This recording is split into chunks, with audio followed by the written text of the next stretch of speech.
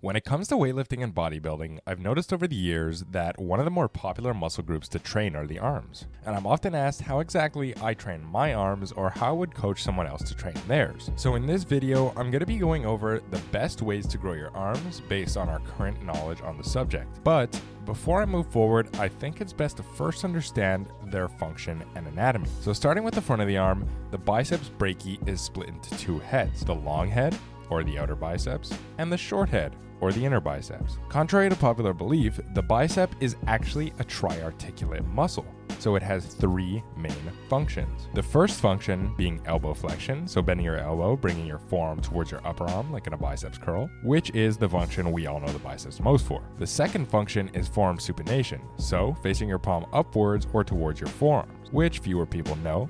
And lastly is shoulder flexion and adduction, so bringing your arm up like in a front raise or out to the side like in a lateral raise, which is the least known function of the biceps. Now, moving more toward the back of the arm, there are a few often neglected muscles in between the arm, namely the brachialis and brachioradialis. Both of these muscles are purely elbow flexors, unlike the biceps. This means that yes, they are also contributors when curling and can often be hit during a lot of your biceps movements. The brachialis lies directly under your biceps and when developed properly can aesthetically function to bring the biceps muscle up and out more, giving a more noticeable peak as well as making your upper arm appear wider. Whereas the brachioradialis is prominent for forearm aesthetic as well as it can slightly make your upper arm appear wider. Lastly, I'd like to mention another often neglected muscle, the coracobrachialis, which isn't an elbow flexor, however still may function to increase the overall biceps aesthetic by kind of giving that separation when flexing from the front. Its main function are shoulder flexion, so bringing your arm up like in a front raise, and adduction of the arm, so bringing your arm in closer towards your torso. Now for the back of the arm, we have the triceps, which, as its name implies, has three heads. The external head, also known as the outer head or short head, the internal head, also known as the inner head or long head, and lastly, the medial head, which lies under both other heads. All three heads contribute to extending the elbow, so bringing your arm into a straightened position. However, the long head crosses the shoulder joint and therefore also contributes to shoulder extension, so bring your arm back down if it were raised in the air. So now that we're done with the function and anatomy, it's moving on to the actual training. Since the biceps are primarily elbow flexors, in order to hypertrophy them, you'll obviously want to curl. But the real question is, what types of curls are best for the biceps and what training modalities seem to yield the best results? Well, since the long head helps to abduct the arm, you'll generally want to perform curls where your arms are flared outward like in a wide grip barbell curl, or a dumbbell curl where you're actively flaring your arms outward in an attempt to bias the long head. Now, since the short head's proximal insertion is closer to the torso and seems to contribute more to shoulder adduction, using a grip that's around shoulder width or doing a movement in which you actively adduct at the biceps as well as bringing it up like in a cross body curl should theoretically bias the short head. Also, since the literature seems to show that performing an exercise in any given muscle's lengthened position as well as its shortened position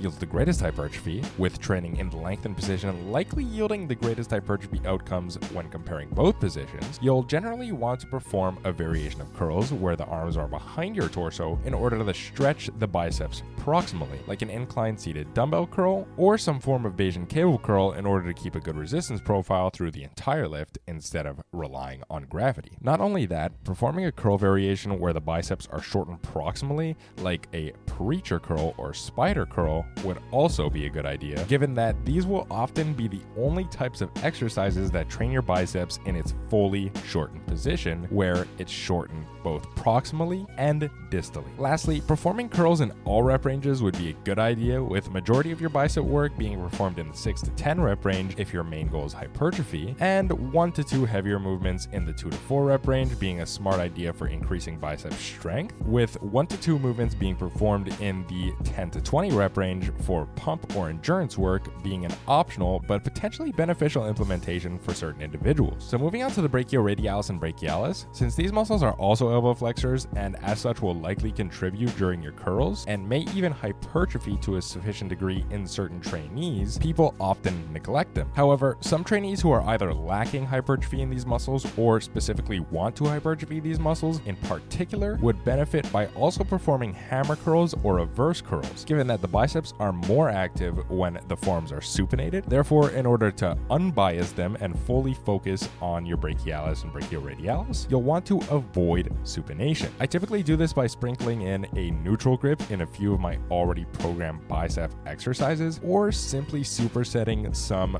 regular curls with a reverse curl variation at the end. So now that we're done with that, it's moving on to the tricep. The main hypertrophy principles for the triceps are actually quite similar to the biceps. You'll generally want to include a variation of training each head at its lengthened and shortened position. For example, in order to train the long head at its lengthened position, including some overhead tricep extensions where load is actively pushing your arm into the stretch position, like let's say a cable overhead tricep extension or a free weight variation where the gravity is keeping your arms overhead, might be a good idea since the long head crosses the shoulder joint. And of course, since we want to add a variety of training at all muscle lengths, including some tricep extensions in the shortened position, like a triceps pushdown or cable crossover tricep extension, might also be a good idea. Not only that, it may bias the shortened medial heads by potentially including the long head to a lesser degree than in overhead work. Now, in regards to the three previously mentioned muscle groups, brachioradialis, brachialis, and triceps, including rep ranges similar to the biceps, so 6 to 10 for hypertrophy and 2 to 4 for strength, and 1 to 2 movements in the 10 to 20 rep range for endurance, also makes sense. Lastly, I'd like to mention that for all three regions we covered for the arms, including some long muscle length partials after you reach failure on some of your sets, might also be a good intensity technique, potentially yielding greater hypertrophy outcomes, given that isolation work on small muscle groups generally isn't very locally or systematically fatiguing, and could possibly yield a very similar stimulus to fatigue ratio when compared to your normal sets. And I'd even go as far as to say, even if it had a worse stimulus to fatigue ratio, your arms are a muscle group that for most trainees takes very little time to fully recover, and is typically always recovered by the next arm day. So including these long muscle length partials would probably not be very detrimental. Also, this wouldn't be a complete arm guide without at